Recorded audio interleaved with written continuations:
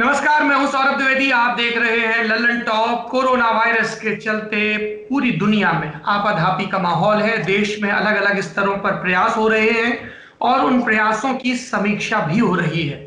आज इन सब पर बात करने के लिए कि केंद्र की सरकारें, राज्य की सरकारें, अलग अलग स्वास्थ्य प्रतिष्ठान क्या कर रहे हैं, हमारे साथ वो व्यक्ति हैं जिनके हालिया परिचय या पॉपुलर परिचय की वजह से उनका जो पहला परिचय है वो अक्सर पार्श्व में चला जाता है, बैकग्राउंड में चला जाता है। हमारे साथ प्रशांत किशोर हैं। प्रशांत किशोर, लल्लन टॉप से जुड़ने के लिए आपका बहुत बहुत शुक्रिया, बहुत बहुत स्वागत। मैं चाहता हूं कि सबसे पहले आप मेरे दर्शकों को बताएं कि प्रशांत किशोर सिर्फ पॉलिटिकल स्ट्रेटजिस्ट नहीं है, उसके पहले, इंडिया में आने से पहले, नरेंद्र मोदी के साथ जुड़ने से पहले आप क्या काम करते थे, थोड़ा सा आप उसको बता दें, फिर हम बात आगे बढ़ाएं। नहीं, मैं पहले यूएन में था और पब्लिक हेल्थ में ही काम करता था। ये तो बात मोर और लेस पब्लिक डोमेन में है। जो लोग मुझे करीब से जानते हैं उनको पता ही है ये बात। इसमें कोई बहुत नई बात बताने वाली कोई है नहीं। लेकिन जैसा आपने कहा कि वो परिचय अब काफ़ी धुंधला पड़ गया है और उस परिचय के वजह से आप मुझे ऐसा भी नहीं कह सकते हैं कि मैं कोई पब्लिक हेल्थ एक्सपर्ट हूं। लेकिन हाँ, मैं जब यूएन में था तो उसी फील्ड में काम करता रहा हूं। 8-9 साल उसमें काम करने का मौका तो मिला ही है। आपने 8-9 साल पब्लिक हेल्थ की फील्ड में काम किया और उसके बाद आई से कि कई राज्य सरकारों के साथ आपने काम किया अलग अलग हैसियत से, कभी इलेक्शन के लिए, तो उसके इतर भी कंसल्टेंसी की है प्रशांत आपने पॉलिसी के लेवल पे? नहीं, कभी नहीं। नहीं। मैं चलिए, यूएन में था, उसके बाद छोड़कर जब से मोदी जी के साथ आ गए उसके बाद से तो इसी फील्ड में है। फिर आपने अलग अलग जी को चमकाने का काम किया? नहीं, ऐसा नहीं है, ऐसा आप लोग समझते हैं। चलिए, मैं फिलहाल के लिए इस पूरी बातचीत को पब्लिक हेल्थ पे फोकस रखना चाहता हूं और किसी भी तरह के पॉलिटिकल सवाल से जो पब्लिक हेल्थ से जुड़ा नहीं है, भरसक बचने की कोशिश करूंगा। मैं आपसे नहीं पूछूंगा कि एक एक पन्ने के इश्तिहार किसने दिलवाए, मैं आपसे नहीं पूछूंगा कि समीकरण क्या है। पहला सवाल प्रशांत किशोर, कोरोना से लड़ने में दुनिया की तैयारी आपको कितनी काफी नाकाफी लग रही है? दुनिया की देखिए, दुनिया के लेवल पे तैयारी तो जो है वो आपके और हमारे सामने है। शायद ही दुनिया में कोई ऐसा देश या व्यक्ति या कोई संस्था ऐसी रही हो जिसको कि इस बात का पूरा पूरा अनुमान रहा हो दिसंबर के महीने में या जनवरी के महीने में कि ये जो डिजीज है या जो वायरस है वो इतना खतरनाक हो सकता है या इसका इस तरह का impact both in terms of public health और इकोनॉमिक इम्पैक्ट जो है, उसका जो कोलेक्ट्रल डैमेज है वो हो सकेगा। ऐसा तो शायद कोई व्यक्ति और कोई संस्था, कम से कम मेरी नज़र में तो नहीं है, जिसने कि इन बातों की चर्चा करी हो।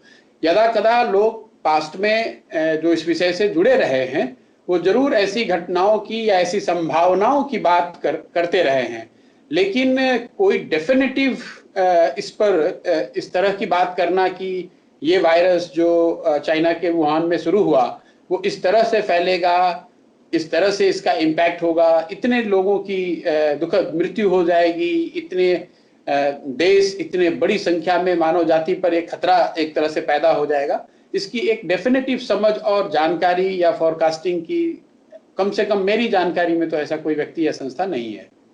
उसकी वजह से नेचुरल है कि जब जिस बात के लिए आप तैयार नहीं होते हैं तो आपकी तैयारियां भी जो होती हैं वो थोड़ी कमजोर दिख सकती हैं कई मौकों पर। और वही हम और आप देख रहे हैं, जैसे जैसे डिजीज के मायने, डिजीज का इम्पैक्ट, इसका मैनिफेस्टेशन बढ़ता जा रहा है, वैसे वैसे सरकारें और देश, सरकारें और वहाँ के लोग उस तरह से उसकी तैयारी कर रहे हैं, उससे निपटने की कोशिश कर रहे हैं। Before I come to India and start talking about Indian government, Indian Inc. administration and state governments, दुनिया का कोई मॉडल है जो आपको बड़ा प्रभावी लग रहा है? South Korea, Singapore, Norway, Vietnam, Cuba, मतलब क्योंकि हम एज एन ऑब्जर्वर देख रहे हैं ना कि कौन से देश कैसे टैकल कर रहे हैं। देखिए, हर देश की, पहले तो किसी भी मॉडल की बात करते समय या किसी देश की जो अवलोकन करने का जो प्रयास है, हमें वो समझना चाहिए कि हर देश की परिस्थिति अलग है, उसका सोशियो इकोनॉमिक प्रोफाइल, उसका हेल्थ प्रोफाइल, उसका इकोनॉमिक प्रोफाइल, उनके यहाँ स्वास्थ्य सुविधाओं की जो व्यवस्था है वो बिल्कुल अलग है। तो तो किसी एक देश में कुछ अगर सही रहा है तो दूसरे देश में भी सही होगा, ये जरूरी नहीं है। लेकिन अगर कहीं कुछ अच्छा हो रहा है तो निश्चित तौर पर उससे लर्निंग के तौर पे या उस एक्सपीरियंस से फायदा उठाने का प्रयास तो देशों सरकारों को करना ही चाहिए, और लोग कर भी रहे हैं। जहां तक सफल मॉडल्स का सवाल है, तो हाँ, मैं पहले इस बात को कहना चाहूंगा कि ये डिजीज का जो ये शायद अभी अर्ली दौर है, इसको आप पहले हम लोग 4 महीने में हैं, दिसंबर जनवरी के महीने में ये शुरू हुआ, करीब करीब 4-5 महीने होने को आ गए हैं। इस तरह के ग्लोबल पैंडेमिक जो लोग इस विषय के विशेषज्ञ हैं वो आपको बताएंगे कि इतना जल्दी एक हफ्ते, एक महीने या 2-4 महीने में आकर खत्म हो जाए ऐसी संभावना बहुत कम है। तो थोड़ा लंबा चल सकता है। और उस परिप्रेक्ष्य में लेकिन देखें जो अर्ली सफलता कुछ जिन कंट्रीज को मिली है उसमें साउथ कोरिया की चर्चा तो हर जगह हो रही है। इसके अलावा मुझे लगता है कि 1-2 नॉर्डिक कंट्रीज ने भी अच्छा करा है। नॉर्वे में काफी सफलता मिली है, कुछ हद तक जर्मनी में भी काफी सफलता की बात की जा रही है। लेकिन भारत के हिसाब से भारत से जब हम उन देशों को देखते हैं, इन देशों में पर कैपिटा इनकम या हेल्थ की जो व्यवस्थाएं हैं वो बिल्कुल भारत से बहुत बेहतर हैं। इसलिए उन देशों के मॉडल को भारत में कितना उपयोग में लाया जा सकता है उसको संभल के ही देखना चाहिए लोगों को। इसीलिए मैंने ऑस्ट्रेलिया और न्यूजीलैंड ने भी काफी अच्छा किया है। ऑस्ट्रेलिया न्यूजीलैंड ने काफी अभी तक अच्छा किया है। सिंगापुर में शुरुआती सफलता के बाद कुछ सेटबैक देखने को मिल रहा है, फिर से we are seeing lot of cases there. Hong Kong में दूसरी तरह की एक सफलता आपको देखने को मिलेगी, जहां पर कि एक दूसरी तरह की गवर्नमेंट है, तो शायद वहां का भी एक मॉडल है। साउथ कोरिया तो है ही, नॉर्डिक कंट्री जैसा मैंने आपको बताया। लेकिन इन सारे देशों में आप देखेंगे पर कैपिटा इनकम, जो लोगों की लाइफस्टाइल है, सोशियो इकोनॉमिक डेमोग्राफिक प्रोफाइल है, वो बिल्कुल भारत से बहुत जुदा है। भारत पर आते हैं प्रशांत। पहला सवाल, लॉकडाउन के फैसले पर आपकी क्या टिप्पणी है? देखिए, मैंने इसको अपने एक आध ट्वीट जो मैं करता हूं उस पर मैंने बताया भी है कि लोगों को ये समझना चाहिए कि लॉकडाउन पर से लॉकडाउन करने से आप वायरस को नहीं खत्म कर सकते हैं। लॉकडाउन तो एक आपके हाथ में एडमिनिस्ट्रेटिव टूल है जिससे कि सोशल डिस्टेंसिंग के दिशा में कुछ मदद मिल सकती है। तो आप जो प्रमाणिक तौर पर लोगों को पता है आज के तारीख में वो ये है कि अगर आप सोशल डिस्टेंसिंग मेंटेन करेंगे तो इसके स्प्रेड की संभावना या प्रोबेबिलिटी कम होगी। अब मुश्किल उसमें यह है कि एक बड़ी संख्या में लोगों को ऑलरेडी वायरस का इन्फेक्शन हो चुका है। तो अगर आप लॉकडाउन पूरे समाज को कर देते हैं एज ए पुलिस मेजर, तो आप ये कर रहे हैं कि जिनको वायरस का इन्फेक्शन है, जिनको नहीं है, दोनों को आप घरों में बंद कर रहे हैं। अब जो घर में बंद हो जाएगा उससे वायरस तो खत्म नहीं होगा, उसको तो मेडिकल ट्रीटमेंट की जरूरत पड़ेगी ही। हालांकि इसमें इस बात में भी दम है कि अगर 100 लोगों को, जो अभी तक डाटा या इंफॉर्मेशन अवेलेबल है कि अगर 100 लोगों को कोरोना वायरस पॉजिटिव है तो उसमें से 70-80% लोगों को शायद हॉस्पिटल में जाने की जरूरत नहीं है। और इस विषय को लेकर कई लोग ये बता रहे हैं कि भाई चूंकि 70 आदमी को जरूरत ही नहीं हॉस्पिटल में आने की, तो क्यों बेकार का टेस्ट करें उनको। अब उसमें दिक्कत यह है कि वो 70 आदमी, उनको हॉस्पिटल आने की जरूरत हो ना हो, वो अगर समाज में रहेंगे तो कई और लोगों को फैला देंगे, और जितने लोगों को फैलाएंगे उसमें से 20% आदमी को या 25% आदमी को फिर हॉस्पिटल में जाने की जरूरत पड़ेगी। तो जो चेन ऑफ ट्रांसमिशन तोड़ने की बात है, उसको जब तक आप लोगों को आइडेंटिफाई नहीं करेंगे जिनको कि ये केस है या होने की संभावना है, जिसको कि पॉपुलर अभी लोग जो समझ रहे हैं कि testing and isolation. So testing, isolation, contact tracing और क्वारंटाइन, ये जो 4 स्टेप हैं, अगर इसके बगैर आप लॉकडाउन करेंगे तो आपको बहुत बड़ी सफलता मिलने की संभावना कम है। क्योंकि जिन लोगों को पहले से इन्फेक्शन हुआ पड़ा है उनको तो आपको टेस्ट करके आइडेंटिफाई करना ही पड़ेगा। जब आप टेस्ट करते हैं, आपने किसी को आइडेंटिफाई कर लिया, अगर वो पॉजिटिव है, then that person goes in isolation. Now isolation can have 2 or 3 ways। Isolation जिसको हॉस्पिटल में जाने की जरूरत नहीं है तो उसका होम या कम्युनिटी बेस्ड आइसोलेशन हो सकता है। जिसको हॉस्पिटल में जाने की जरूरत है उसका हॉस्पिटल में आइसोलेशन होना चाहिए। और उसमें से कुछ लोग ऐसे हैं जिनको बहुत सीरियस फॉर्म में अगर ये डिजीज है तो उनको शायद आईसीयू या विशेष चिकित्सा की जरूरत पड़ सकती है। तो ये टेस्टिंग और आइसोलेशन हुआ। उसके बाद जो नेक्स्ट स्टेप है कि कॉन्टैक्ट ट्रेसिंग, जो आप बात सुन रहे हैं कि भाई जिस व्यक्ति को वायरस पॉजिटिव पाया गया उसके कॉन्टैक्ट में जो कोई भी आए हों उनको आइडेंटिफाई करना और उनको क्वारंटाइन करना। There is a difference between isolation, quarantine and lockdown. अभी क्या है हमारे देश में या ज्यादातर जगहों पे इन तीनों चीज को हम लोग एक तरीके से इंटरमिंगल करके देख रहे हैं। Isolation is for someone who has got positive, who has been tested positive. Quarantine is for someone who has been exposed to someone who has been tested positive. और लॉकडाउन इसलिए है कि जो लोग आइसोलेशन में हैं या जो लोग क्वारंटाइन में हैं वो लोग समाज के बड़े हिस्से से उनका मिलना जुलना या उनसे कांटेक्ट को तोड़ा जा सके। अभी हम लोग क्या कर रहे हैं कि पूरा फोकस हमारा लॉकडाउन पर है। अगर एक बार को आप मान लीजिए कि पूरी तरह से आपने लॉकडाउन कर भी दिया तो भी जिन लोगों को क्वारंटाइन होना चाहिए, जिन लोगों को आइसोलेट होना चाहिए, वो तो हम लोग शायद उतनी बेहतर तरीके से नहीं कर रहे हैं जितना कि करना चाहिए। और जब तक आप इसको पूरा नहीं करेंगे, कुछ हद तक हम लोगों ने केरला में भी हम लोगों ने देखा है कि आपने टेस्ट किया, आइसोलेशन में जिनको टेस्ट पॉजिटिव पाया उनको आइसोलेट किया, उनके कॉन्टैक्ट ट्रेसिंग की, वहां से लोगों को क्वारंटाइन में डाला और ये इंश्योर किया लॉकडाउन के माध्यम से कि जो लोग आइसोलेशन या क्वारंटाइन में हैं उनके समाज के बड़े हिस्से से उनका आना जाना या मिलाना न हो, जिससे कि समाज में ये न फैले। प्रशांत, आप जो बात कह रहे हैं, लॉकडाउन के दौरान अलग अलग राज्य सरकारें यही तो कर रही हैं कि जो हॉटस्पॉट्स हैं उनको आइडेंटिफाई कर रही हैं, वहां पे बड़े स्तर पर टेस्टिंग कर रही हैं ताकि एक्सपेंशन ना हो। अगर मैं फॉर एग्जांपल एक हॉटस्पॉट है इंदौर की बात करूं तो इंदौर में ऐसा ही हो रहा है कि आप लॉकडाउन को और सख्त ढंग से लागू कर रहे हैं, ट्रेस कर रहे हैं, फिर कॉन्टैक्ट ट्रेसिंग कर रहे हैं, क्वारंटीन, सेल्फ आइसोलेशन। तो लॉकडाउन उस पूरे प्रोसेस में हेल्प तो कर रहा है ना, और यू आर सेइंग कि लॉकडाउन गैर जरूरी है। नहीं, मैं ये बिल्कुल नहीं कह रहा हूं कि लॉकडाउन गैर जरूरी है। तो इस बात को समझने के लिए lockdown as a part of larger public health response, lockdown is needed and should be done. लेकिन उसके जो पहलू हैं, अगर आपने कहा कि टेस्ट कर रहे हैं, टेस्ट आप अभी किसको कर रहे हैं? टेस्ट आप कर रहे हैं जिस पहले दौर में मतलब मुझे ऐसा लगता है कि 25 या 26 मार्च तक जो टेस्टिंग हो रही थी वो सिर्फ ऐसे लोगों की टेस्टिंग हो रही थी जिनके सिम्टम्स दिख रहे हैं या जिनका नोन एक्सपोजर किसी ऐसे कंट्री में या व्यक्ति के साथ रहा हो जहां कोरोना वायरस का बड़ा प्रकोप रहा है। उसके बाद उसमें सरकार ने एक और जोड़ा कि जो लोग हॉस्पिटल्स में आ रहे हैं और सीवियर आरटीआई का कंप्लेन कर रहे हैं, तो आज भी जो टेस्टिंग के नॉर्म हैं वो जनरल पॉपुलेशन के लिए नहीं है, वो तो सिर्फ उसके लिए है जो कि सीवियर आरटीआई की बात बता रहा है।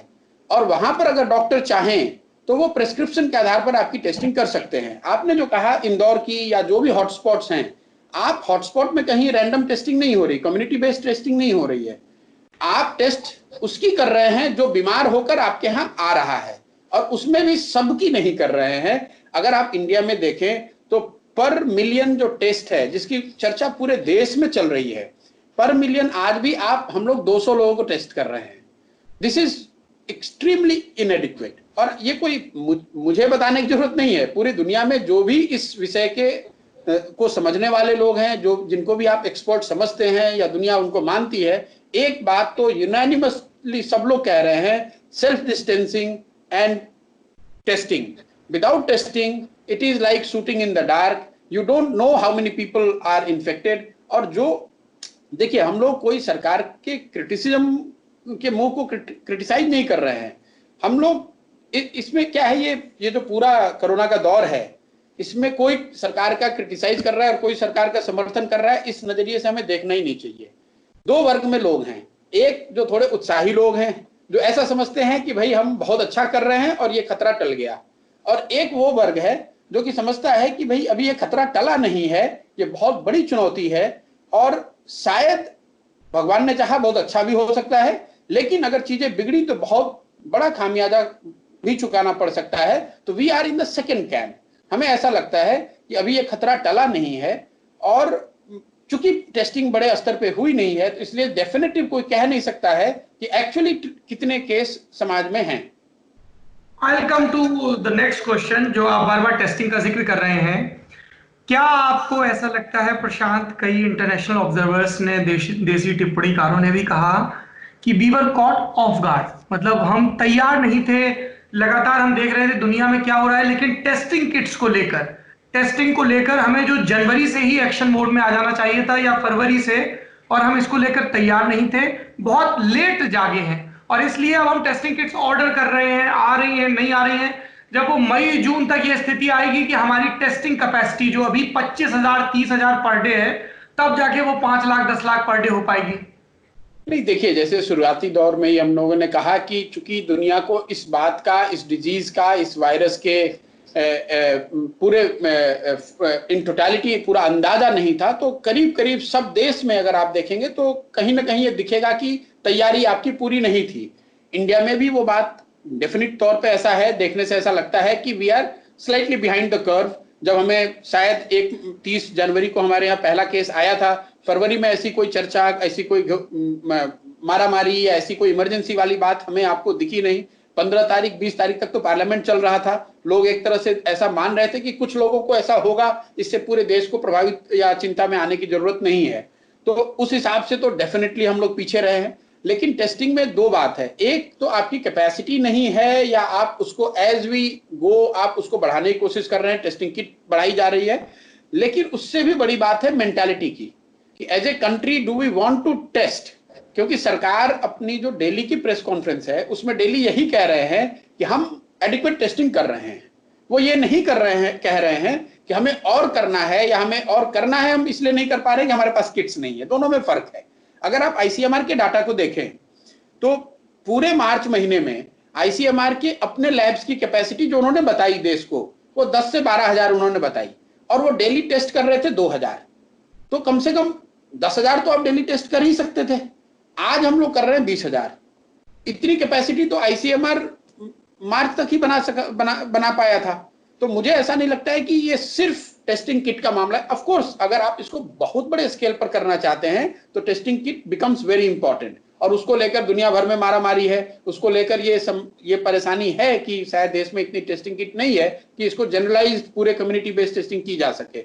लेकिन जो टेस्टिंग की कैपेसिटी इंडिया में है, क्या हम उसको यूज कर रहे हैं? और अगर यूज नहीं कर रहे हैं, आप सिर्फ सेंट्रल गवर्नमेंट की बात नहीं है, आप स्टेट आफ्टर स्टेट, ये मैं आपसे अनुरोध करूंगा, आप ये डाटा निकलवाइए कि आपकी टेस्टिंग की कैपेसिटी है कितनी और आप कर कितने रहे हैं। ये किसी एक सरकार का मामला नहीं है, एक ओवरऑल देश में ये मेंटालिटी है, हो गई है, ऐसा लगता है कुछ लोगों को, जिसमें मैं भी शामिल हूं, कि भाई कम से कम टेस्ट करें, कम से कम केस रहेगा और हम ये बताएंगे कि हमारी स्थिति बहुत अच्छी है। वो मुझे लगता है कि सही रास्ता नहीं है। इसको आप दबा नहीं सकते हैं, आज नहीं तो कल आपको वो केसेस को डील करना ही पड़ेगा। आज करें तो अच्छा है, जितना लेट करेंगे उतना खामियाजा ज्यादा चुकाना पड़ेगा। तो it's the case of under reporting, हम लोग टेस्ट नहीं कर रहे हैं पर्याप्त, इसलिए हमारा आंकड़ा अभी काबू में दिख रहा है। देखिए, आंकड़ा काबू में दिख रहा है, भगवान करे कि ऐसा ही रहे, लेकिन इसको we should take it with a pinch of salt. ये जो हम लोग के देश में एक थोड़ा सा नैरेटिव बन गया है बाइनरी वाला, कि ब्लैक और व्हाइट है।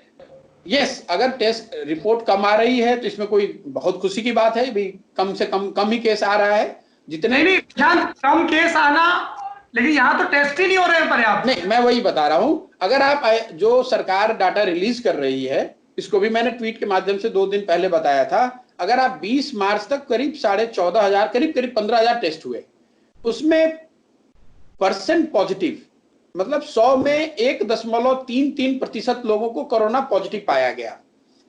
उसके बाद जनता कर्फ्यू लागू हुआ 1 दिन, उसके बाद फिर हम लोग लगातार लॉकडाउन में हैं। लेकिन परसेंट पॉजिटिव जब हमारी सैंपल साइज जो बढ़ के 2,25,000 2,40,000 हो गई है, उसमें बढ़कर करीब 5% हो गई। मतलब हर 100 व्यक्ति जिसकी टेस्टिंग हो रही है उसमें 5 व्यक्ति पॉजिटिव पाया जा रहा है। जबकि 20 मार्च को जब आप 100 व्यक्ति को टेस्ट कर रहे थे तो सिर्फ 1.33% लोग पॉजिटिव पाए जा रहे थे। तो इसका मतलब कुछ तो ज्यादा जरूर है। अब इसको कई तरीके से जो लोग एपिडेमियोलॉजी या डिजीज फोरकास्टिंग की मॉडलिंग वगैरह करते हैं, वो इसको कई तरीके से इंटरप्रेट कर सकते हैं। इसका मतलब ये नहीं कि पूरे इंडिया में 5% लोगों को ऐसा हो गया है, तब तो संख्या बहुत बड़ी हो जाएगी। लेकिन adjusted for high risk and low risk and various other factors which I don't want to get into detail, ये मान के चलना कि सिर्फ इतना ही केस है जितना रिपोर्ट किया जा रहा है वो ठीक नहीं होगा। हमें ये जरूर कहना चाहिए कि इतनी हमारी जो टेस्टिंग हो रही है उसके आधार पर इतने केस हैं, लेकिन चूंकि हम लोग टेस्टिंग बहुत नहीं कर रहे हैं तो ये संभव है कि इससे बड़ी संख्या में लोग इससे इन्फेक्टेड हों और वो सोसाइटी में हैं। उससे आप इनकार नहीं कर सकते। प्रधानमंत्री नरेंद्र मोदी ने जब लॉकडाउन का एक्सटेंशन किया तब देश के सामने कुछ आंकड़े रखे। टेस्टिंग पर तो बहुत बात नहीं की, उन्होंने सिर्फ ये बताया कि पहले एक लैब थी जब ये पैंडेमिक शुरू हुआ था, अब 220 लैब काम कर रही हैं, बिस्तरों की संख्या, अस्पतालों की संख्या वगैरह बताई। तो सरकार तो अपना ये पक्ष रख रही लगातार कि हम देखिए चलती गाड़ी में चीजें दुरुस्त करने की कोशिश कर रहे हैं। तो केंद्र और राज्य, केंद्र सरकार की जो ये कोशिश है उसको आप किस नजरिए से देखते हैं? देखिए, मैं एक बात समझिए कि अगर ये सिचुएशन बिगड़ी तो कोई भी कोशिश आपकी काफी नहीं पड़ने वाली है जी। आप देख रहे हैं दुनिया के समृद्ध देशों में, इटली में, स्पेन में, इंग्लैंड में, जर्मनी में, अमेरिका में, काफी समृद्ध देश हैं। यहाँ की व्यवस्थाएं हम लोग के मुकाबले, हम लोग के देश के मुकाबले काफी बेहतर है। लेकिन अगर डिजीज आउट ऑफ कंट्रोल हुआ तब तो कोई व्यवस्था काफी नहीं पड़ेगी। लेकिन इंडिया में जहां तक व्यवस्था की बात है, देखिए प्रधानमंत्री जी के भाषणों को जो उन्होंने देश को संबोधित किया 3-4 बार, अगर आप उनको ध्यान से सुने तो उन्होंने तो सबसे ज्यादा इस बात पर हाईलाइट किया कि कभी आप ये मत समझिए कि इस डिजीज से हम क्या खतरा टल गया है। अब लोग उसको मिस इंटरप्रेट कर रहे हैं, तो उसके लिए आप, मतलब मैं प्रधानमंत्री को दोष नहीं दूंगा। जैसे उन्होंने ये कहा कि जनता कर्फ्यू आप दिन भर कीजिए और शाम में जो लोग फोरफ्रंट पे हैं, जो लोग इस लड़ाई में हमारी सबसे फोरफ्रंट पे जो लोग हैं, मेडिकल के जो लोग हैं, पैरामेडिक्स के लोग हैं, उनके सम्मान में, उनके हौसला अफजाई के लिए अपने बालकनी से थाली और ताली बजाइए। अब प्रधानमंत्री ने तो हाथ ताली और थाली बजाने के लिए कहा, ये तो कहा नहीं कि आप डीजे ले आइए, बैंड बाजे ले आइए। ये तो लोगों ने अपने हिसाब से, जो मैंने आपको शुरू में कहा, अति उत्साह वाली बात। अगर प्रधानमंत्री की आप उस दिन की जो नेशन को जो उन्होंने एड्रेस किया उस बात को अगर देखें, मैं पहले वाले की बात कर रहा हूं, उस दिन उन्होंने एक बार नहीं, 2 बार नहीं, कम से कम 3-4 बार देश को इस बात के लिए आगाह किया कि आप ऐसा मत समझिए कि ये खतरा टल गया है, ऐसा मत समझिए कि ये किसी दूसरे देश में हो गया और हमारे यहाँ नहीं आएगा, ये बहुत बड़ा खतरा है। और इसलिए मुझे लगता है कि एक जनरल समस्या है, सिर्फ प्रधानमंत्री को दोष देने से कि वो नहीं कह रहे हैं, ऐसी बात नहीं है। जहां तक आपने बात कही टेस्टिंग की, मुझे नहीं लगता है कि सरकार टेस्टिंग पे, यहां पर जरूर सरकार की गलती है। वो टेस्टिंग के मामले में कभी किसी ने कोई नंबर दिया नहीं है। जो नंबर आता है वो ये आता है कि कितने लोगों को टेस्ट कर रहे हैं और कितने लोग उसमें पॉजिटिव पाए जा रहे हैं। सरकार को एक चीज उसमें और ऐड करना चाहिए कि आज के तारीख में हमारी टेस्टिंग की कैपेसिटी है कितनी कैपेसिटी है, कितनी टेस्ट कर रहे हैं और कितने उसमें पॉजिटिव पा रहे हैं। अगर उसमें एक ये इंफॉर्मेशन जोड़ दें, आप लोग पत्रकार हैं, आपको पूछना चाहिए, अगर वो जो डेली प्रेस ब्रीफिंग होती है 4 बजे, उसमें आपको पूछना चाहिए। मुझे लगा कि आप कह रहे हैं कि प्रधानमंत्री जी से पूछना चाहिए, उनका वो कब करें। नहीं, मैं वो उतनी बड़ी तो मेरी ताकत नहीं है कि मैं कहूँ कि प्रधानमंत्री जी से पूछा जाए, लेकिन जो 4 बजे रेगुलर प्रेस कॉन्फ्रेंस होता है, मुझे लगता है कि पत्रकारों को उसमें ये जरूर पूछना चाहिए कि आज की तारीख में टेस्टिंग की कैपेसिटी आपकी है कितनी।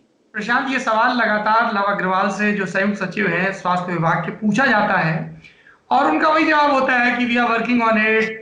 मतलब बहुत ही क्लियर जवाब नहीं होता है, स्पष्ट नंबर नहीं दिया जाता है। तो वही बात मैं आपको कह रहा हूं कि अगर उनके पास, और आप देख रहे हैं अभी 2-3 दिनों में कई स्टेट्स ने डायरेक्ट ऑर्डर करके, किसी ने कोरिया से, किसी ने चाइना से ऑर्डर करके सीधे टेस्टिंग किट्स अपने यहां मंगाना शुरू किया है। ऐसा क्यों कर रहे हैं वो?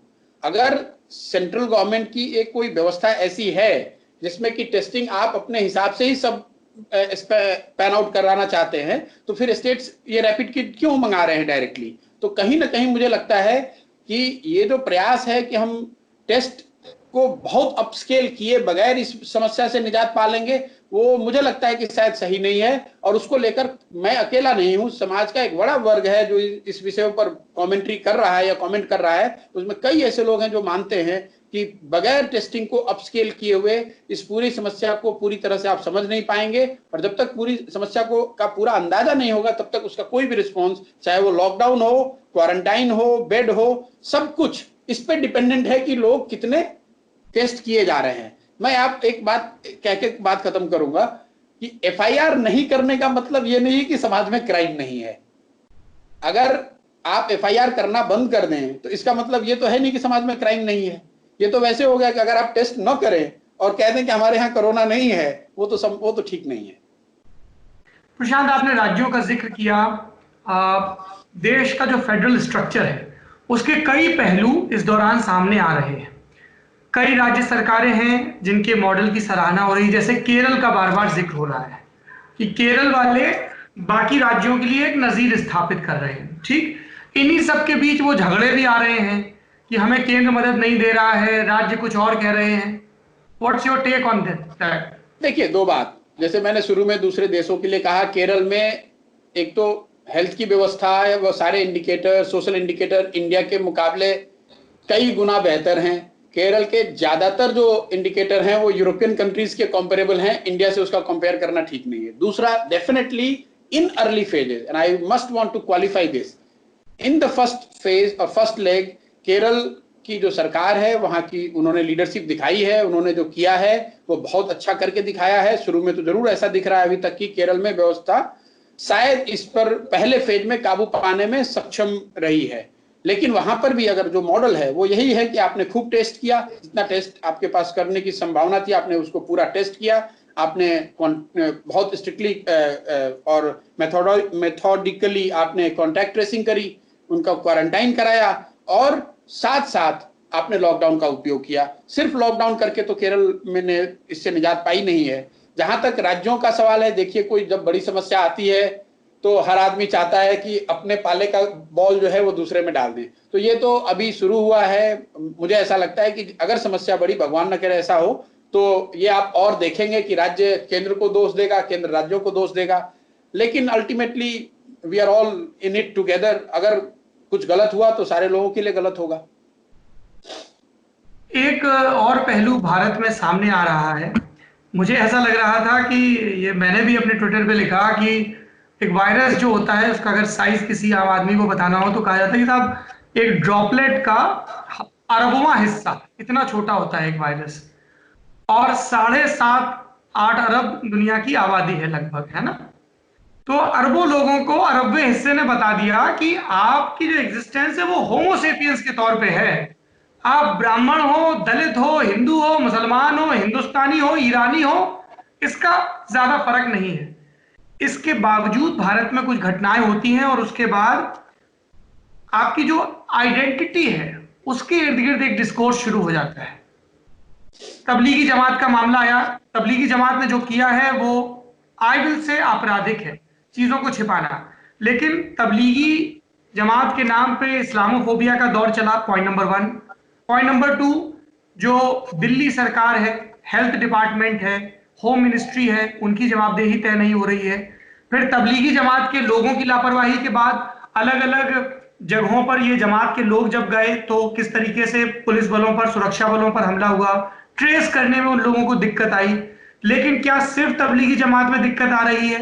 कई जगहों पर रथ यात्राएं निकाली गई, रामनवमी का पूरा पर्व बीता है। जलीकट्टू का भी उदाहरण 2 दिन पहले हमारे सामने है, जब एक बैल मरता है तो 3000 से ज्यादा लोग आते हैं। विधायकों की, मंत्रियों की शादियां हो रही हैं, अलग अलग उत्सव हो रहे हैं।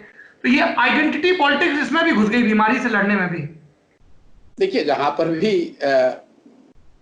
पर भी लोग रहेंगे वहां पॉलिटिक्स तो हो ही जाना है, no matter how big the crisis is. ये कहने की बात है, लेकिन पॉलिटिक्स तो लोग अपना फायदा, नफा, नुकसान उसमें देखने लगते हैं। जहां तक तबलीगी का मामला है, डेफिनेटली जैसा आपने खुद कहा तो मुझे उसको ऐड करने की जरूरत नहीं है। It's a criminal negligence on their part. They must be taken to task, whoever is responsible, both on the side of organizers as well as on the side of government that allowed it to happen. अब वो Delhi government ने किया कि केंद्र सरकार ने किया, किसने किया वो मुझे आपको तो पता नहीं है, लेकिन जो भी उसके लिए दोषी हैं उनको सजा तो मिलनी चाहिए, उनको जो कार्रवाई उन पे बनती है वो होनी चाहिए। लेकिन इस कई लोग जो डेटा के नाम पे जो मतलब उसका जो मिस इंटरप्रिटेशन किया जा रहा है कि एक बड़ा जो प्रोपोर्शन है डिजीज का वो उसी जमात से निकला है, मुझे लगता है कि वो सही नहीं है। उस दिन अगर आप किसी एक ग्रुप को, 1000 आदमी को पकड़ते हैं और उसमें से 1000 लोगों को आपने टेस्ट किया और ये संभव है कि उसमें से 200, 300, 400, 700 लोगों को पॉजिटिव केस पाया गया। लेकिन जैसा आपने बताया, अगर ऐसा आप दूसरे जगहों पर भी क्लस्टर में टेस्ट करते तो शायद ऐसा संभव है, मैं ये नहीं कह रहा हूं कि जरूरी है, उन पर भी ये मिल सकता था। और चूंकि डिनोमिनेटर आपका छोटा है और आप एक किसी समूह को टेस्ट करके उसमें एक संख्या पा लेते हैं और उसके आधार पर उसका प्रोपोर्शन बताना कि पूरे देश में जो कोरोना वायरस है उसका दो तिहाई या 1/3 या कोई भी परसेंटेज किसी एक जमात या एक वर्ग विशेष से आता है, वो ठीक नहीं है। जो लोग भी पब्लिक हेल्थ को समझते हैं वो इस बात को बिल्कुल ही कहेंगे कि देखिए इससे इस तरह की स्टिग्मेटाइजेशन जो है वो बिल्कुल ही गलत है। अब आप देख लीजिए कि डिजीज चाइना से आया, मैं आपको एक चीज बताना चाह रहा हूं, डिजीज चाइना से आया, चाइना यूएस के प्रेसिडेंट ने 1 या 2 बार इसको चाइनीज वायरस कह दिया, उसके लिए पूरे लोग वहां अमेरिका में जो लोग भी हैं, पत्रकार हैं, बंधु हैं जो उनसे सवाल पूछ सकते हैं, उन्होंने इस बात को ऑब्जेक्ट किया कि डिजीज चाइना से आया, इसका मतलब आप ये नहीं कहेंगे कि जितने चाइनीज लोग हैं वही इसके लिए दोषी हैं। जिसको उसकी अपनी लापरवाही हो सकती है, लेकिन उसको इस बात के लिए दोषी बताना मुझे लगता है कि वो सही नहीं है, वो बिल्कुल ही नहीं होना चाहिए। बाकी पॉलिटिक्स करने वाले तो पॉलिटिक्स करेंगे ही, चाहे कोई घटना हो, दुर्घटना हो, जिसको पॉलिटिक्स करना है वो उसमें अपना रास्ता ढूंढ लेगा। प्रशांत, ये तो लेकिन एक फैक्ट है, जैसे हमने खुद अलग अलग राज्यों में ट्रेसिंग की, हिमाचल के सुदूर गांव चंबा के, यूपी के छोटे छोटे कस्बे, और वहां पे जब ट्रेस किया प्रशासन ने तो कई केसेस ऐसे आए जहां पे जो उनका आउटवर्ड से एक्सपोजर था वो सिर्फ वही तबलीगी के लोग जाके रुके। तेलंगाना का केस हमारे सामने है, हैदराबाद में किस तरीके से प्रशासन को कार्रवाई करनी पड़ी, छिपाए गए लोग, तो वो एक फैक्ट तो है ना। नहीं, बिल्कुल फैक्ट है, मैं आपको ये कह रहा हूं बिल्कुल फैक्ट है, और उसके लिए जमात की जिन लोगों की जवाबदेही बनती है वो करना भी, उन पर जवाबदेही तय भी होनी चाहिए। लेकिन अगर आप दुनिया भर के एग्जाम्पल देखेंगे तो इस तरह के super spreader, the word that people that is being used, super spreader individuals और a group of individuals have been out there in almost all countries. लेकिन किसी ग्रुप से या किसी एक इंडिविजुअल से या किसी एक जियोग्राफी से अगर ये डिजीज फैला है तो आप उस जियोग्राफी के लोगों को या उस एथनिसिटी या उस रिलीजन या उस कास्ट के लोगों को विक्टिमाइज नहीं कर सकते हैं, क्योंकि ये सही नहीं होगा। हमारे एक मित्र ऑस्ट्रेलिया में हैं, तो वो बता रहे थे कि वो जो प्रिंसेस रूबिकॉन जहाज है उससे वो एक उनके लिए सुपर स्प्रेडर था, और उन्होंने कहा कि जब इसकी मीडिया में लानत मलानत हुई तो रूबिकॉन में सवार लोगों से ज्यादा सरकार को कोसा गया कि आपने अलाउ कैसे कर दिया इनको जाना। सही बात है कि भाई अब देखिए, अगर तबलीगी के लोग वहां जमा थे, लॉकडाउन के बावजूद जमा थे, अब साधारण आदमी, कोई अगर जाके बाहर सब्जी भी खरीदने जा रहा है तो उसको पुलिस डंडे से मार रही है। ये तो लाजमी सवाल है कि वहां पर इतने लोग इतनी बड़ी संख्या में लगातार 3-4 दिन तक या उससे भी ज्यादा, including so many foreign nationals, how were they allowed to be there. और आज आप सिर्फ उनको दोष दे रहे हैं, भाई उनका दोस्त तो है ही, लेकिन फिर पुलिस की भी जवाबदेही बनती है, वहां के प्रशासन की भी जवाबदेही बनती है, उससे तो आप बच नहीं सकते। लेकिन मेरा कहना दूसरा है, अगर उनकी गलती है भी तो उसके नाम पर आप एक वर्ग विशेष को पूरे देश में विक्टिमाइज नहीं कर सकते। यही बात, बहुत सारे ऐसे घटनाक्रम आए, शिकायतें आई कि जो हमारे देश के नॉर्थ ईस्ट के प्रदेशों के रहने वाले लोग हैं उनको किस तरह के डिस्क्रिमिनेशन का सामना करना पड़ रहा है। एक तेलंगाना चाइनीज वाली बात है कि जो चाइनीज की कुछ लोग ऐसा लगता है कि जो नॉर्थ ईस्ट के लोग हैं वो चाइनीज की तरह दिख रहे हैं और ये वायरस चाइना से आया है इसलिए आप उनके साथ बदतमीजी कर रहे हैं, वो तो बिल्कुल ही गलत बात है। प्रशांत, इस पूरे लॉकडाउन का और इससे लड़ने का एक जो पहलू है वो इकोनॉमी पे भी दिख रहा है। आरबीआई ने कल फ्रेश अनाउंसमेंट किए, आपको उससे क्या लगता है? क्योंकि मैं स्पेसिफिकली आरबीआई के स्टेप्स पे आपके कमेंट नहीं मांग रहा हूं, पर ओवरऑल जो बड़े पैमाने पर, जैसे यूएस का उदाहरण लें तो कहा जा रहा है कि 1.5 से 2 करोड़ लोग नौकरी गंवाना शुरू कर चुके हैं। भारत की बात करें, इकोनॉमी वैसे ही नीचे जा रही थी, जीडीपी की ग्रोथ रेट लगातार डिप हो रही है, उन सब के बीच ये हो गया। देखिए, इसका what makes this disease so lethal कि इसका एक इकोनॉमिक पहलू भी है और वो बहुत बड़ा है जी। बहुत कम लोगों को पता है कि आज भी, मतलब अगर आप ग्रॉस नंबर्स देखें तो कोरोना से मरने वालों की संख्या इतनी नहीं है जितनी भारत में शायद कई दूसरी ऐसी डिजीज हैं जिससे 10 गुना, 20 गुना, 100 गुना ज्यादा लोग हर साल मरते हैं। लेकिन इसकी एक समस्या यह है कि इसका एक इकोनॉमिक इंपैक्ट भी बहुत है, क्योंकि अगर आपको डिजीज को रोकना है तो सेल्फ डिस्टेंसिंग इंश्योर करनी है। सेल्फ डिस्टेंसिंग इंश्योर करने की वजह से आपको इकोनॉमी को लिटरली आपको लॉकडाउन करना ही करना है, या कम से कम अगर बहुत जो कंट्री उसको मेजर्ड तरीके से भी कर रहे हैं वहां पर भी इकोनॉमी को स्लो डाउन तो होना ही है। नेचुरली जब इस तरह की बात होती है तो जो लोग विकास के के हिसाब से निचले पायदान पर हैं, इकोनॉमी के हिसाब से सबसे ज्यादा मार उनको पड़ेगी। और भारत जैसे देश में जहां हम लोग जानते हैं कि करीब 70 करोड़ ऐसे लोग हैं जो कि दिन में 100 रुपया या उससे कम कमाते हैं। अब अगर आप 100 रुपए और कम कमाते हैं, आपके पास इतनी सेविंग्स होती नहीं है कि आप लॉकडाउन, लंबे समय तक के लॉकडाउन में सरवाइव कर जाएं। आप 2 दिन, 3 दिन, 4 दिन के बाद आपको निकलकर, जिसको हम लोग कहते हैं डेली कमाते हैं डेली खाते हैं, अब उसको अगर आपने 25 दिन, 30 दिन, 1 महीने लॉकडाउन कर दिया। मैंने जिस दिन लॉकडाउन अनाउंस हुआ तो मैंने उस दिन ये लिखा कि it's a bit too long. तो कुछ लोग जो अपने आप को ये समझते हैं कि वो उनको साइंटिफिक जानकारी ज्यादा है, उन्होंने बताया कि भाई नहीं, आपको तो साइंटिफिक जानकारी नहीं है, आप किस आधार पे कह रहे हैं कि ये लॉकडाउन ज्यादा है। देखिए, एक तो पहली बात है कि कोई साइंस नहीं है, कोई साइंटिफिक आधार नहीं है ये बताए कि 21 दिन काफी है, कि 60 दिन काफी है, कि 15 दिन काफी है।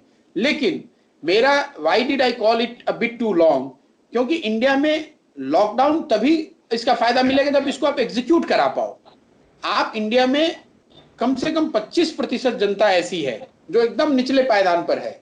आप चाहे जो कह लो, उसकी सर्वाइवल नीड्स इतनी ज्यादा है कि वो घर, आज आप देखिए बेलारी से पिक्चर्स आई हैं, एक आदमी खाना खिला रहा है, 5,000 लोग जुट गए।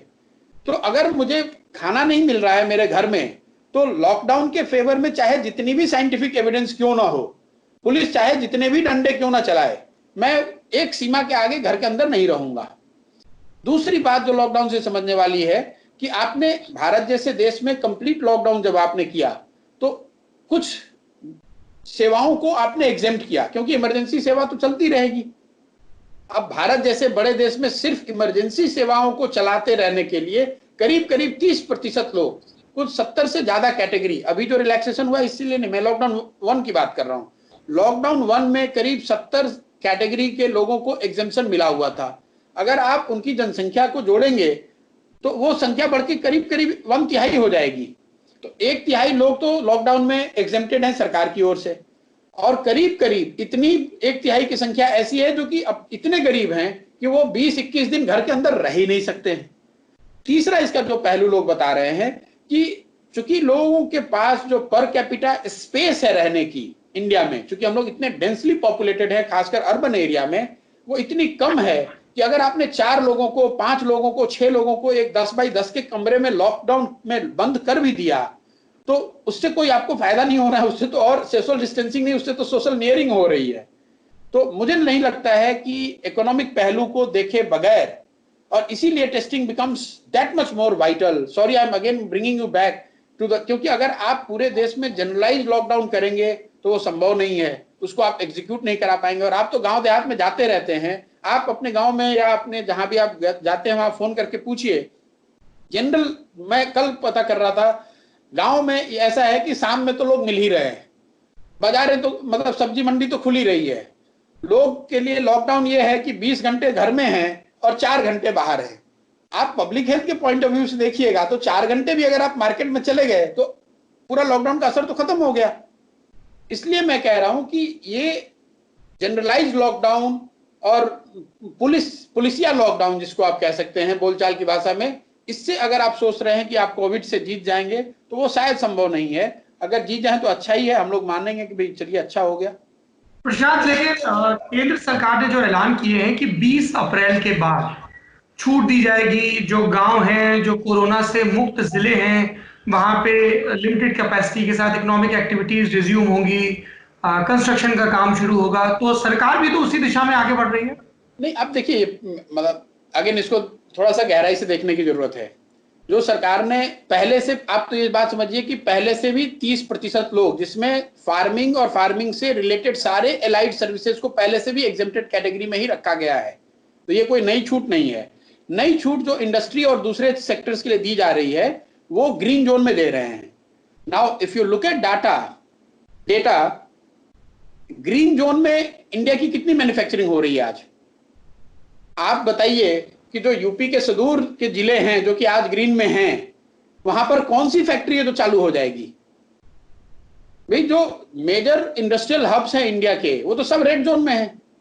अगर आप जिले वाइज इसका कैलकुलेशन करेंगे, आप चाहे तो मैं आपको कल भेज भी दूंगा कि इंडिया का जो टोटल प्रोडक्शन, इंडस्ट्रियल प्रोडक्शन है, उसका कितना हिस्सा ग्रीन जोन में है, कितना परसेंट उसका रेड में है। और ये शायद सवाल जो डेली प्रेस कॉन्फ्रेंस होती है उसमें किसी ने पूछा भी था, तो उन्होंने कहा कि हमारे पास ये डाटा है नहीं कि भाई जो रेड जोन में तो कोई रिलैक्स आप कर नहीं रहे, और सारा जो मेजॉरिटी प्रोडक्शन है या सर्विसेज हैं वो रेड जोन में है। गरीब है ना, अलग अलग किस्म की तस्वीरें, उसमें हम कितने भी काव्यात्मक त्रासद लहजे में बात कर सकते हैं। कितने 100 किलोमीटर पैदल चल के गए, मतलब जहां हम लोग, मतलब बहुत ही हाउ टू पुट इट, बहुत ही वल्गर लगता है कई बार व्हेन वी से अच्छा नेटफ्लिक्स की रिकमेंडेशन क्या है, because we have that luxury कि हम एक दूसरे से नेटफ्लिक्स रिकमेंडेशन डिस्कस कर रहे हैं, but when we look at the newspaper या वीडियो आ रहे हैं कैसे लोग खाने पे झपट रहे हैं, एज यू राइटली मेंशन कि उनके लिए सर्वाइवल का सवाल है। बताया गया कि जब धारावी के लोगों को कहा गया कि हाथ धोना है बार बार, उन्होंने कहा इतनी बार हाथ धोएंगे पानी कहां से आएगा, या सोशल डिस्टेंसिंग की बात। इन गरीबों के लिए खास तौर पे वो गरीब जो ऐसे रेड जोन में फंसे हुए हैं, इनको लेकर सरकारें, केंद्र की सरकार और कई राज्य सरकारें लगातार स्कीम्स का ऐलान कर रही हैं, लेकिन ऐसा लग रहा है कि इनके बावजूद उन गरीबों को ये भरोसा नहीं हो पा रहा है कि वो जहां है वहीं टिके रहे। इसीलिए कभी सूरत में कभी बांद्रा में भीड़ उमड़ रही है। देखिए उसके कई पहलू हैं। एक तो जो ये अनिश्चितता है कि ये कितने दिन तक चलेगा वो किसी को पता नहीं है। तो जब आप बताते हैं 21 दिन है, जो सामने वाला है वो उसको तुरंत सोचता है कि भाई 21 दिन ही चलेगा या ज्यादा चलेगा, किसी को पता है नहीं कि पहले तो एक दिन हुआ। तो इसलिए ये बहुत जरूरी है कि एट द टॉप जो एक्सपेक्टेशन है, जो एक रियलिस्टिक पिक्चर जब आप नहीं देंगे जनता को, तो उसको जितनी बार आप एक्सटेंड करेंगे उतनी ज्यादा उसको भय वाली बात होगी कि भाई ऐसा क्या हो रहा है जिसकी वजह से कि लगातार इसको बंद किया जा रहा है या लगातार इसको बढ़ाया जा रहा है।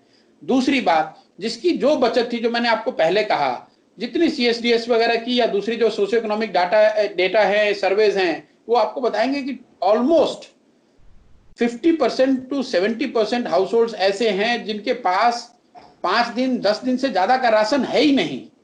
तो वो जैसे जैसे लॉकडाउन आप आगे बढ़ाएंगे, जैसे जैसे उसकी इकोनॉमिक हालत, वैसे वैसे उसकी इकोनॉमिक हालत और बढ़ती जाएगी और डेस्परेशन और ज्यादा दिखेगा। तीसरी बात कि जो लोग भी समाज में व्यक्तिगत या सामूहिक तौर पे दूसरों की मदद करने की कोशिश में कर रहे हैं या उस स्थिति में हैं, वो अपनी ओर से कोशिश हो रही है, लेकिन आप कितने दिन तक खिला सकते हैं किसी को? तो वो एक भी पहलू है कि धीरे धीरे वो संसाधन या उस तरह की सहायता भी लोगों की कम होती जा रही है। चौथी बात, सरकार को भाई करना तो अल्टीमेटली सरकार को ही है। आपके पास संसाधन हो न हो, संसाधन की व्यवस्था आप रोकर कीजिए या हंसकर कीजिए, आप लोगों को मरने के लिए छोड़ नहीं सकते हैं। यहां तक सरकार के इकोनॉमिक पैकेज का सवाल है, मैं कोई इकोनॉमिस्ट तो हूं नहीं, लेकिन जो जितनी बात आप और हमारे जैसे लोग पढ़ के, किताब पढ़ के या न्यूज देख के या पेपर पढ़ के समझते हैं, सरकार ने कहा 1,70,000 करोड़। अब 1,70,000 करोड़ में जो फार्मर को पहले से आप दे रहे थे वो पैसा आपने फ्रंट लोड कर दिया, तो वो कोई एडिशनल पैसा तो है नहीं। फिर आपने पहले लॉकडाउन के दौरान कहा कि 20% मनरेगा में हमने मिनिमम वेज बढ़ा दिया। तो जब मनरेगा लॉकडाउन में कहीं चल ही नहीं रहा है तो 20% बढ़ाने का फायदा क्या? फायदा नहीं, मनरेगा का फायदा तो तब होता जब जो 15,000 करोड़ सरकार जो मनरेगा मजदूरों का बाकी है आप उसको दे देते, तो बिना काम किए बगैर भी उसको लॉकडाउन में वो पैसा मिल गया होता। पैसा तो उसका ही है। तो सबसे बड़ी सहायता जो सरकार कर सकती थी कि आप मनरेगा का ड्यूज जो है उसको क्लियर कर दें। तो अभी आप कह रहे हैं कि और काम करोगे तो फिर पैसा मिलेगा, और 15,000 करोड़ से ज्यादा जो पैसा है मनरेगा के मजदूरों का पैसा आपके पास, और उसमें आइडेंटिफिकेशन की भी समस्या नहीं है। आप तो ये कह रहे हैं कि हम आइडेंटिफाई कैसे करें किसको देना है, मनरेगा के मजदूर ने, जिसने काम किया हुआ है, वो आज लॉकडाउन की वजह से मनरेगा में काम नहीं कर पा रहा है या कोई उसकी जीविका का साधन नहीं है, उसका 15,000 करोड़ रुपया केंद्र सरकार और राज्य सरकारों के पास बकाया है। कम से कम उस पैसे को तो दे दीजिए। आपको इसके लिए कोई इकोनॉमिस्ट होने की जरूरत नहीं है, ये बात तो सामान्य लोग समझते हैं। तो इस तरह के जो फैसले हैं कि जनधन में 500 रुपए या उज्ज्वला की सिलेंडर फ्री, इनसे कुछ तो मदद पहुंच रही होगी। आर यू उज्ज्वला का जरूर शायद फायदा है, लेकिन आपने ये 500 रुपए वाली जो बात है, आपने ऑलरेडी स्टोरीज, जो हॉरर स्टोरीज हैं वो देख रहे हैं आप, कि बैंकों के सामने 500 रुपए लेने के लिए करीब 4-4, 5-5 घंटे लोग लाइन में खड़े हो रहे हैं। तो 20 दिन 25 दिन आपने लॉकडाउन में सारी सेक्रीफाइस इसलिए करी ताकि आप सोशल डिस्टेंसिंग मेंटेन करें, अपने आप को वायरस के स्प्रेड से बचाएं। 500 रुपया बैंक से विड्रॉ करने की लालच में या उसकी जरूरत में आप बाहर आकर आपने सारे जो 20 दिन की मेहनत थी वो उस पर पानी फेर दिया। पुलिस उसमें लाठी चार्ज कर रही है। 500। अच्छा, दूसरी एक और बात है जो गांवों से आपको सुनने को मिल रही होगी कि जो काला बाजारी है, जिसको हम लोग इतना ज्यादा यहाँ बाहर जो ऊपर जो समझते हैं कि ओवर स्टॉकिंग या जो लास्ट मिनट बाइंग वाली जो बात है, गांव में जो चीज पहले 100 रुपए में मिल रही थी, कई जगह पे लोग आपको बताएंगे कि उसी चीज के लिए उनको 200 रुपए देना पड़ रहा है, 300 रुपए देना पड़ रहा है। तो अगर आपने 500 रुपए दे भी दिया तो उसका कोई बहुत फायदा होगा मुझे नहीं लगता है। हालांकि पैसे जो भी अगर है कुछ तो जरूर फायदा, जरूर मदद है, लेकिन 500 रुपए से उसको कोई बहुत बड़ी मदद मिलेगी? मुझे लगता है कि सरकार को अनाज, जो कि कांग्रेस पार्टी के शायद अध्यक्षा ने कहा है, मुझे लगता है ये ठीक है, आपके पास गोडाउन में अनाज रखने की जगह नहीं है तो आप अनाज तो बांट ही सकते हैं, पैसे कम या ज्यादा अनाज तो बांट ही सकते हैं, कम से कम भूख से लोग ना मरें, इसकी व्यवस्था तो जरूर सरकार को करनी चाहिए। अमर्त्य सेन, अभिजीत बनर्जी, ज्यों द्रेस जैसे कई अर्थशास्त्रियों ने भी यही बात कही है कि आपको पीडीएस को यूनिवर्सल करना पड़ेगा और यही 7 करोड़ 7 लाख मीट्रिक टन या कितना जो भी उसका आंकड़ा है, इतना अनाज है एफसीआई के गोदामों में। पर कई लोग ये कह रहे हैं कि क्या अनाज इकलौता सॉल्यूशन है, मोबिलिटी के फैक्टर का क्या? और यहाँ पे प्रशांत, एक लॉजिक जो सोशल मीडिया पर आ रहा है वो ये भी है कि क्या हमें क्लास कैरेक्टर भी दिख रहा है, जो बाहर फंसे हुए हैं या जो सोशल मीडिया पे हैशटैग चला पा रहे हैं उनकी सुनी जा रही। जैसे कोटा से बच्चों को लाया गया, यूपी सरकार ने बस भेजी, अब उस पे यूपी सरकार ने बस भेजी तो बिहार में अलग पॉलिटिक्स चल रही है। तेजस्वी यादव कह रहे हैं कि नीतीश कुमार ने छोड़ दिया, बिहार के लोक निर्माण मंत्री कह रहे हैं कि नहीं नहीं ये लॉकडाउन के उसके खिलाफ है, स्पिरिट के खिलाफ, अगर हम वापस ले आए। तो एक ये बात हो रही है कि हवाई जहाज भेजे जा रहे हैं कुछ जगहों पे, बसें भेजी जा रही हैं, क्या मजदूरों को नहीं लाया जा सकता? और इसके पक्ष में तर्क दिए जा रहे हैं। देखिए, एक तो ये समाज की, जीवन की कड़वी सच्चाई है, आपको हमें पता है कि जिसके पास संसाधन हैं उसकी वॉइस भी ज्यादा बड़ी है और उसकी बात सुनी भी जाती है, तो उसमें कहीं कोई दो मत नहीं है।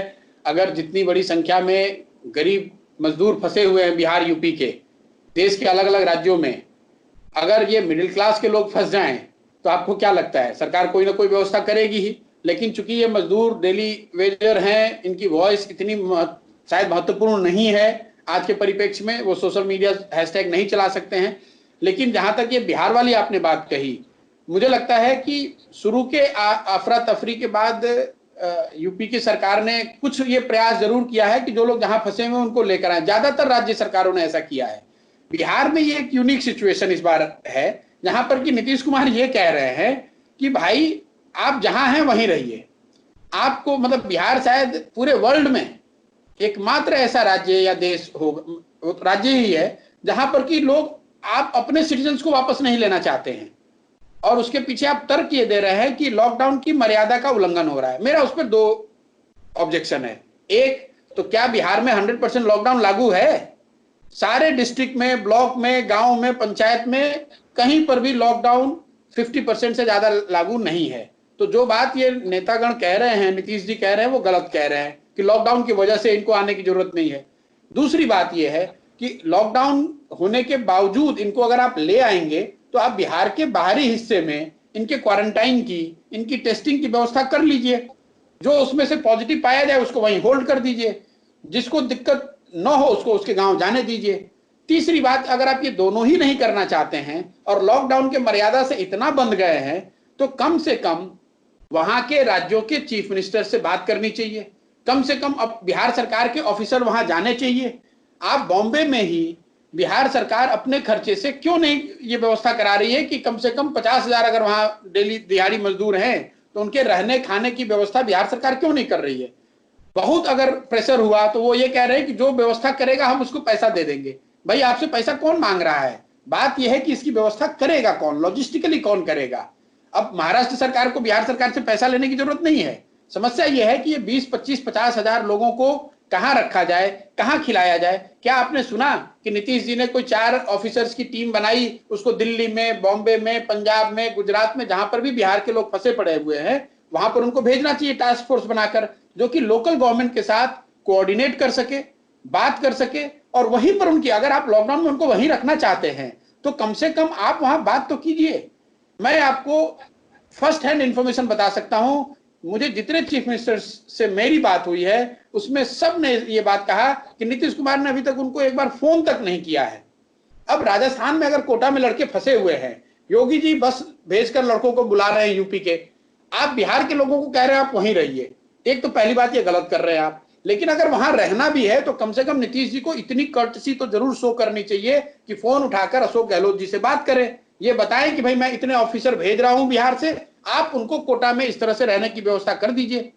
आप अपने सिटीजन्स को कैसे छोड़ सकते हैं? ऐसा कभी संभव है? आप बताइए, लॉकडाउन के दौरान पूरे देश के लोग यहां से स्पेशल प्लेन से इवैक्यूएट किए जा रहे हैं। क्या कोई ऐसा देश, कोई ऐसा राज्य देश धरती पर है जो कि अपने राज्य के लोगों को कह रहा है कि हम आप अपने यहां नहीं आने देंगे? बताइए, उनके बच्चे, उनके परिवार वाले, किसी की बीवी, किसी के माँ पिताजी वहां बिहार में हैं, आप कह रहे हैं आप बॉम्बे में रहिए क्योंकि लॉकडाउन है, और आप उसको बॉम्बे में रहने के लिए कुछ व्यवस्था भी नहीं करा रहे हैं, और आप एक्सपेक्ट कर रहे हैं कि वहां की राज्य सरकार इसकी चिंता कर ले। इससे मतलब इस बिहार सरकार की इससे बड़ी कोई गलती हो नहीं सकती है। पूरे देश में बिहार के गरीब लोग, उनकी हालत सबसे बदतर है जहां पर है। प्रशांत, एक तो चूंकि आप बिहार से हैं तो ये ऑब्वियस है कि तकलीफ ज्यादा होती है, पर क्या आपने अपने पुराने मित्र नीतीश कुमार को ये सब सलाहें नहीं दी? भाई देखिए, मेरी अब उनसे, अगर मेरी उनसे बातचीत हो रही होती तो जरूर सलाह देता मैं उनको। जहां तक हो सकता है मैंने, अब जब शुरुआती दौर में आप देखें, शुरुआती दौर में जब यहाँ ये पलायन शुरू हुआ दिल्ली से, तो तीसरे या चौथे दिन कुछ लोग पहुंचे जो सिवान में एक मेकशिफ्ट जेल में उनको बंद कर दिया गया। मुझे रात में किसी ने 2 बजे फोन किया कि भैया यहाँ पर इतने लोगों को बंद कर दिया गया है, यहाँ ऐसी स्थिति है। मैंने वो वीडियो को ट्वीट भी किया था, और उसको जो आपने हैशटैग वाली बात कही, आप लोगों की मदद से या जितने भी मेरे साथी जानने वाले पूरी ताकत से उसको पूरे देश में हल्ला हंगामा किया गया, तो शाम तक वो लोग छूट कर आए। आप बताइए ये कितना अमानवीय है कि कोई आदमी 1000 किलोमीटर पैदल चल के जा रहा है, आपने उसको सिवान में या छपरा में या कहीं पर भी आपने उसको लॉकडाउन मेकशिफ्ट जेल में बंद कर दिया। ना खाने की व्यवस्था है, ना उसको टेस्ट करने की व्यवस्था है, ना क्वारंटाइन की व्यवस्था है। बात दोस्ती की नहीं है, लेकिन इस बात का जरूर हम, भाई जितने लोग, आप जहां पर भी दिहाड़ी मजदूर संकट में आज हैं, उसमें एक बड़ा वर्ग बिहारियों का है। Prashant, I got your point. My question is कि why don't you reach out to Nitish? ये वक्त भाई नीतीश जी ऐसे नहीं है जिनको कि इन बातों की समझ नहीं है। नीतीश जी को एडमिनिस्ट्रेशन की इन बातों की खूब समझ है। अब वो क्यों नहीं कर रहे हैं? सवाल ये है कि हर आदमी ये चाह रहा है कि भाई मैं बचा रहा हूं इससे। कहीं ऐसा तो नहीं कि बिहार के पास संसाधनों का अभाव है, आर्थिक? भाई इसमें क्या संसाधन की बात है? बिल्कुल नहीं। नीतीश जी खुद कह रहे हैं कि भाई जहां पर भी जिसकी व्यवस्था होगी उसको बिहार सरकार पे करेगी। तो ये तो मैं ये कह रहा हूं कि दिल्ली में, आप तो दिल्ली में हैं, आप कल जहां पर जो बिहार भवन है या जो बिहार सरकार के बिहार निवास, बिहार भवन, जो भी व्यवस्था होती है, उनसे जरा आप पूछिए कि कितने लोगों को बिहार सरकार ने डेपुटेशन पे दिल्ली में डाला है बिहार के दिहाड़ी मजदूरों की समस्या को निपटाने के लिए। मैं किसी का नाम नहीं लेना चाहता हूं। यहाँ पर जो सबसे सीनियर मोस्ट ऑफिसर है, जब पहली दिन हंगामा शुरू हुआ, हम लोगों ने फोन किया, मैंने व्यक्तिगत तौर पे बात की, वो तो आदमी खुद ही लॉकडाउन में बंद था, वो दूसरों की क्या मदद करेगा? ये आप अगर आप सरकार के घोषणा का देखेंगे तो जो रेजिडेंट कमिश्नर्स हैं वो खुद भी, उनको लॉकडाउन में निकलने की अनुमति नहीं थी पहले 2 दिन। बाद में सरकार ने एडेंडम से उनको वो परमिशन दिया। तो मैं ये कह रहा हूं कि आप बिहार सरकार क्यों नहीं वहां से 50 लोगों की टीम दिल्ली भेज रही है? दिल्ली में जो लोग, आप देखिए कल या परसों इतनी दर्दनाक चित्र फोटो और वीडियो आए हैं, लोग यमुना के पास सैकड़ों की संख्या में रोड पर सोए हुए हैं, खाए बगैर मर रहे हैं, लोग गंदे में फेंका हुआ खाना उठाकर खा रहे हैं। बिहार सरकार इतना भी नहीं कर सकती है? आप उसको बिहार नहीं ले जाइएगा, यहां लंगर तो चलवा सकते हैं, और नहीं चलवा सकते तो वहां पर बैठ के क्यों ज्ञान दे रहे हैं कि लॉकडाउन की मर्यादा के लिए वहीं पर बने रहिए? और कितने लोग बिहार के, कितने मंत्री निकल कर आ रहे हैं बाहर, सब अपने लॉकडाउन में अपने बंगले में छिपे हुए हैं। भाई नीतीश जी को आपने देखा कहीं बाहर निकलते हुए? सुशील मोदी जी कहीं दिखे बाहर निकल के? उसमें से कोई आदमी, भाई चुनाव था दिल्ली में तो सब लोग आए थे प्रचार करने दिल्ली, बिहार के इसलिए प्रचार करने आए थे ना कि बिहार के लोग जो दिल्ली में रह रहे हैं उनका आप वोट लेना चाहते हैं, क्योंकि आप उस पर एक अपना हक समझते हैं कि ये हमारा बिहार का आदमी है, हमारे कहे के अनुसार इसको वोट करना चाहिए। और आज वही बिहार का आदमी जब आज दिल्ली में संकट में पड़ा हुआ है तो आप कह रहे हैं कि वहीं पर मर जाओ, वापस नहीं आना। इससे ज्यादा इनसेंसिटिव बात क्या हो सकती है? प्रशांत किशोर, आप लंबे समय से नीतीश कुमार के साथ रहे हैं, फिर पार्टी के उनके उपाध्यक्ष भी रहे। क्या आपको नहीं लगता कि बिहार सरकार को अपने हेल्थ स्ट्रक्चर पर ज्यादा ध्यान देना चाहिए था? आपने क्या किया उनके साथ रहते हुए?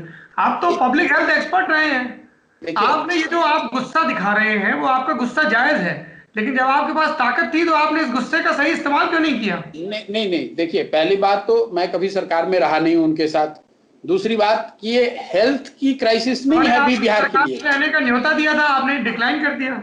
नहीं, न्योता दिया था, उनकी भलमनसाहत है, भगवान भला करे। मैंने कभी सरकार में कोई हिस्सेदारी अपनी रखी नहीं, वो एक अलग पहलू है। आज जो ये क्राइसिस है ये बिहार के हेल्थ इंफ्रास्ट्रक्चर की वजह से क्राइसिस नहीं अभी पैदा हुई है। मैं हेल्थ इंफ्रास्ट्रक्चर की बात इसलिए कर रहा हूं क्योंकि बिहार में शुरुआती दौर में इस तरह की कई खबरें आई परेशान करने वाली, जहां पर मेडिकल कॉलेज का स्टाफ ये कह रहा है कि हमारे पास पीपीई नहीं है। और हम पीपीई की बात कर रहे हैं भाई, मेडिकल कॉलेज में पिछले साल बिहार में 150 बच्चे चमकी बुखार से मुजफ्फरपुर में मर गए, उसमें तो कोई कोरोना नहीं था।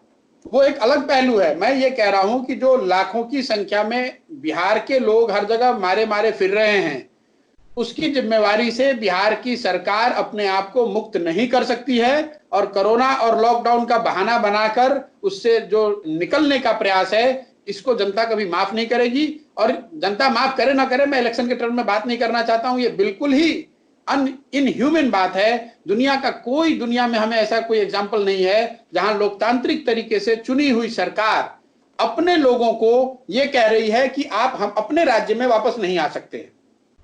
Prashant, before I move to last question, which is related to health, कि why health should be one of the biggest priority of all the electoral college and politicians. आप वेस्ट बंगाल की सरकार से करीबी से जुड़े हैं। वेस्ट बंगाल की सरकार पर भी कई तरह के इल्जाम लग रहे हैं। सूरत में, मुंबई में, महाराष्ट्र में, दूसरे इंडस्ट्रियल सेंटर्स पे जो मजदूर प्रदर्शन कर रहे हैं उसमें यूपी बिहार के अलावा ओडिशा और बंगाल के मजदूर भी बड़े पैमाने पर हैं। जिस तरीके की चीजों की उम्मीद आप बिहार के मुख्यमंत्री नीतीश कुमार से कर रहे हैं, क्या उस तरह की चीजों की उम्मीद पश्चिम बंगाल की मुख्यमंत्री ममता बनर्जी से नहीं की जानी चाहिए? या जब वो इस तरह के तुलसी भरे जवाब देती हैं कि उनसे पूछा जाता है कि अच्छा तबलीगी जो वहां से आए हैं मरकज से, उनकी ट्रेसिंग के लिए क्या किया जा रहा है, तो वो जवाब देती है कि पश्चिम बंगाल एक सेकुलर कंट्री है, मुझसे इस तरह के सवाल मत पूछिए। What kind of answer is that? जहां तक आपने कहा कि जितनी चीजें नीतीश जी से एक्सपेक्ट करते हैं क्या ममता जी से भी करते हैं, मैं आपको बिल्कुल पूरी रिस्पॉन्सिबिलिटी से कह रहा हूं कि उससे ज्यादा एक्सपेक्ट कर रहा हूं। इसलिए एक्सपेक्ट कर रहा हूं कि मैं उनसे अभी भी जुड़ा हुआ हूं। नीतीश जी को तो मैं एक सामान्य नागरिक के तौर पे सलाह ही दे सकता हूं, ममता जी के साथ तो मैं जुड़ा हुआ हूं। तो इसलिए ममता जी से अगर गलती हो रही है या बंगाल में कुछ गलती हो रही है तो आपको मेरी गर्दन भी पकड़नी चाहिए, मैं भी उसका जवाब दे, कहीं ना कहीं मेरी जवाबदेही भी बनेगी, क्योंकि मैं अभी एक्टिवली उनके साथ काम कर रहा हूं। जहां तक बंगाल के माइग्रेंट लेबर्स की जो बात है, मैंने बिहार में टेस्टिंग क्या हो रही है, हेल्थ फैसिलिटी, उस पर मैं कमेंट नहीं कर रहा हूं।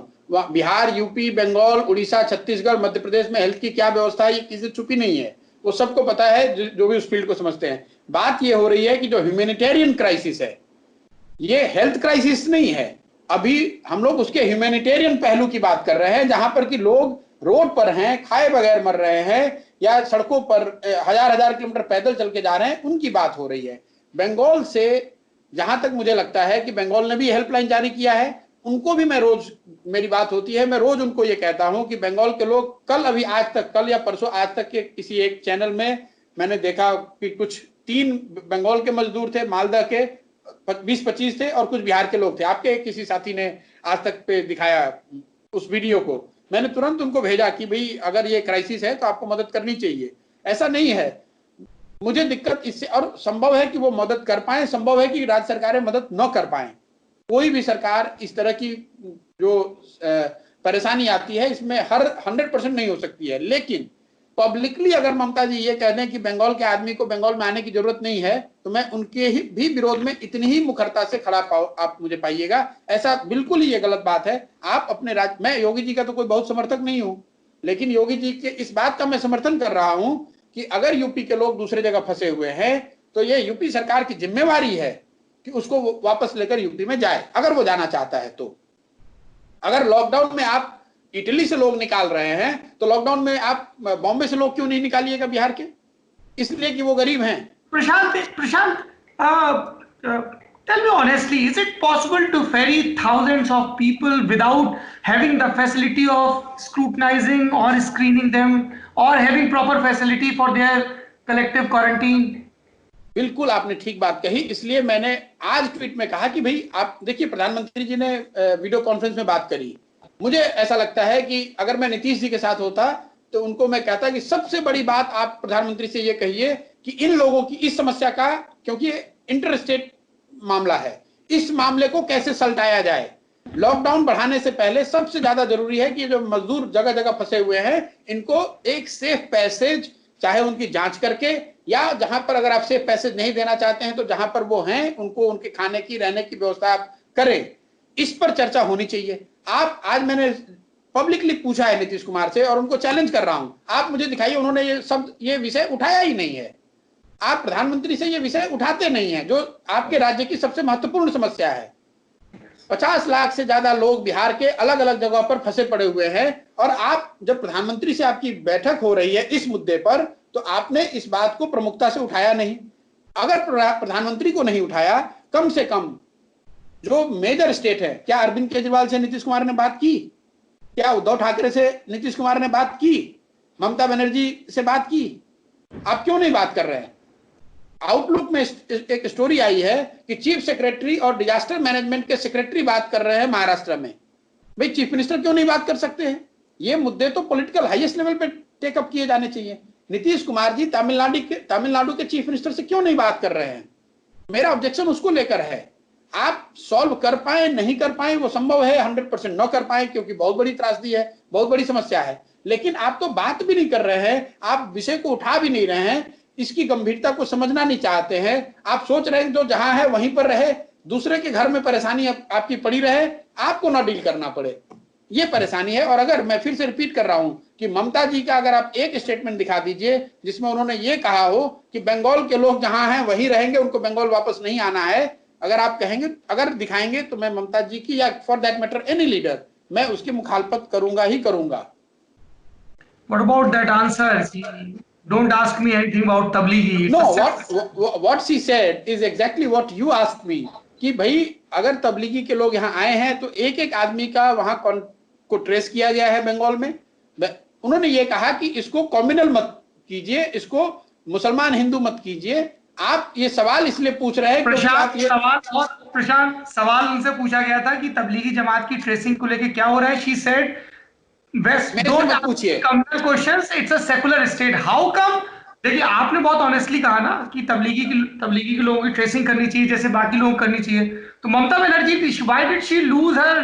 मैं आपको बता रहा हूं कि with whatever little authority I have कि तबलीगी के लोगों की उतनी ही कड़ाई से, उतनी ही गंभीरता से ट्रेसिंग की गई है बंगाल में और उनका जांच भी किया गया है, और जो लोग पॉजिटिव नेगेटिव पाए गए होंगे, जो भी प्रोटोकॉल हुआ होगा उसको फॉलो किया गया है। अगर आपके पास, अगर किसी के पास इसके कॉन्ट्ररी इंफॉर्मेशन है कि तबलीगी के लोगों को वहां छोड़ दिया गया है या उनकी जांच नहीं हुई, तो आप बेझिझक मुझे बताइए, मैं आपकी बात के साथ आप खड़ा पाइएगा मुझे। ममता बनर्जी फिर इस सवाल पे भड़क क्यों गई थी? अब ममता बनर्जी क्यों भड़क गई, ये मैं एकदम से मुझे पता नहीं है कि आप किस सवाल आपने सवाल किया उस पर भड़क गई, लेकिन उनका मोटिव ये रहा होगा कि इसको हिंदू मुस्लिम मत कीजिए, जो लोग भी गलती पाया जाएगा, जिसकी भी ट्रेसिंग होनी चाहिए उसकी कॉन्टैक्ट ट्रेसिंग की जाएगी, उसको टेस्ट किया जाएगा, उसको क्वारंटाइन में डाला जाएगा अगर वैसी उसकी परिस्थिति है तो। चलिए, परिस्थिति तो बंगाल की अगर चीजें शेड्यूल के मुताबिक रही तो अगले बरस और भी तय होंगी पॉलिटिकली। एक आखिरी सवाल, क्या आपको लगता है कि इस महामारी से गुजरने के बाद भारत के नागरिकों की प्राथमिकताओं में, भारत की सरकारों की प्राथमिकता में एक टैक्टिकल शिफ्ट आएगा? हेल्थ एक बड़ा मुद्दा होगा या लोग भूल जाएंगे? मुझे नहीं लगता है कि अभी कोई टाइटोनिक शिफ्ट हेल्थ को लेकर देश में आएगा। जो इससे सबसे प्रभावित ज्यादा लोग हैं उनके लिए आज भी ये हेल्थ का मुद्दा कम है, भूखमरी का मुद्दा ज्यादा है। इसलिए कोई आमूल चूल परिवर्तन आ जाएगा और आज हम लोग लेस देन 1% जीडीपी का खर्च करते हैं हेल्थ पे और कल 5% खर्च करने लगेंगे, ऐसा मुझे नहीं लगता है। ये चीजें इंक्रीमेंटल ही हैं, धीरे धीरे कॉन्शियसनेस जैसे जैसे समाज में आएगी वैसे वैसे सरकारें भी हेल्थ पे, शिक्षा पे ज्यादा खर्च करेंगी। ऐसा मुझे नहीं लगता है कि सिर्फ कोरोना की वजह से कल भारत में कोई वर्ल्ड स्तरीय, विश्व स्तरीय स्वास्थ्य की व्यवस्था खड़ी करने की एक कोई नई पहल की जाएगी, ऐसा मुझे लगता नहीं है। अगर होगा तो मुझसे ज्यादा खुश कोई नहीं होगा उससे। WHO बार बार एक बात कहता है प्रशांत किशोर, जिसको आपने भी दोहराया, what do we need? Test, test and test. Yes, thank you so much. more than the testing capacity, it's the mindset that we can't do without testing.